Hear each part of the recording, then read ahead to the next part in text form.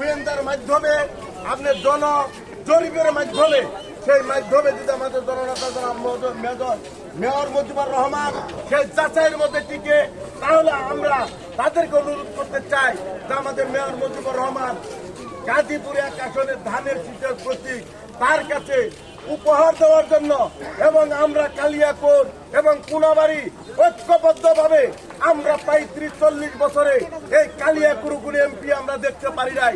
তাই আমরা আশাবাদী মেয়র মুজিবুরকে যদি টিকিট দেওয়া হয় তাহলে কালিয়াকোট এবং কোনাবাড়িতে 80% ভোটের মাধ্যমে তাকে সংসদে পাঠাইতে পারবো, এই প্রত্যাশা ব্যক্ত করে সকলের কাছে দোয়াতে আমাদের বক্তব্য শেষ করছি।